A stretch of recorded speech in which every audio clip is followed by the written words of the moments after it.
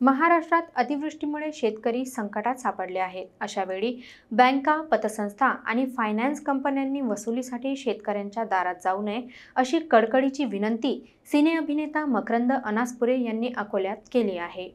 महाराष्ट्रातील अनेक भागात पावसाने थैमान घातल्याने शेतकऱ्यांचे मोठ्या प्रमाणात नुकसान झाले आहे। पीक नष्ट, कर्जाचा भार आणि खर्चाचा ताण या सर्वांमुळे शेतकरी आर्थिक अडचणीत सापडला आहे। अशा परिस्थितीत बँका, पतसंस्था आणि फायनान्स कंपन्यांनी वसुलीच्या कारवाया थांबवाव्यात अशी भावनिक विनंती सुप्रसिद्ध सिने अभिनेता मकरंद अनासपुरे यांनी केली आहे।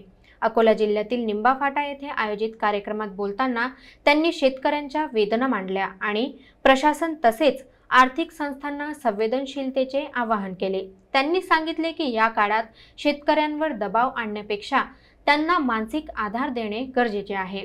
शेतकऱ्यांसाठी काम करणाऱ्या नाम फाउंडेशन या संस्थेच्या माध्यमातून मकरंद अनासपुरे आणि नाना पाटेकर हे दोघेही शेतकऱ्यांच्या प्रश्नांवर उपाय शोधत आहेत।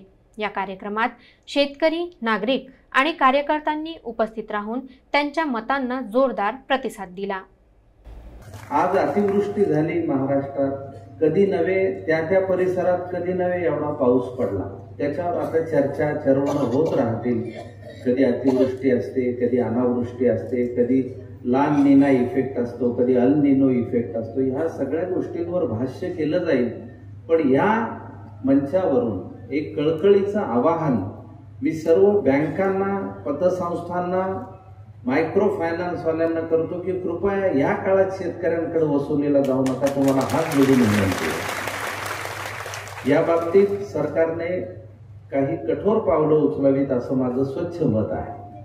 800, 850, 900 रुपये जर हप्ता असेल तर त्या शेतकऱ्याच्या घरी जाऊन त्याचा अपमान करू नका।